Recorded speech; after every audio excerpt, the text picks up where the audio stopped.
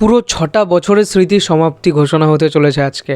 তো হ্যাঁ, আজকে হচ্ছে আমাদের ইংলিশ পড়ার ব্যাচের লাস্ট পড়া, মানে ফেয়ারওয়েলের দিন, যেদিন আমরা দাদাকে একটু গিফট দিতে চাচ্ছিলাম, সুন্দর সুন্দর কয়েকটা জিনিস, যার মধ্যে থেকে এইটা হচ্ছে একটা টেবিল ভাই।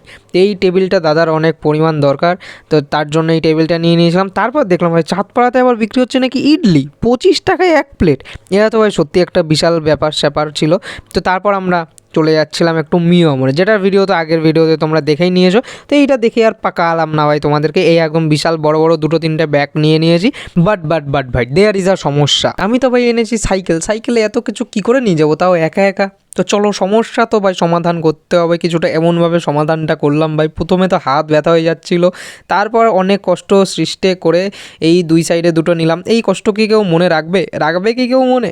চলে গেলাম, গিয়ে দেখলাম আবার দাদা বাড়িতে এসে, তারপর আবার পড়তে চলে আসলাম। পড়তে এসে দেখছি ভাই লোক একদম বসে বসে। তারপর একটা বন্ধুর দোকানে চলে আসলাম। বন্ধু বললো ভাই আমি একটা ফটো ফ্রেম তৈরি করে দেবো দাদার জন্য। তো বললাম ঠিক আছে দাও, তুমি দাও, তোমার এত বড় মন যখন।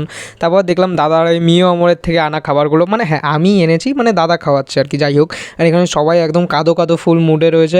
বাট আমি দেখলাম ভাই কাঁদো কাঁদো মুড করে ভিডিও বানালে ভিউজ আসে না, তার জন্য একটুখানি হ্যাপিয়েস্ট মুড ভাই। আর এই যে প্রণামটা একদম শেষবারের জন্য হচ্ছে, এটা আমরা প্রত্যেক দিন করতাম ভাই, এই যে হচ্ছে ফটো ফ্রেমটা। তাহলে আজকের মতো আসি, দেখা হচ্ছে নতুন ভিডিও।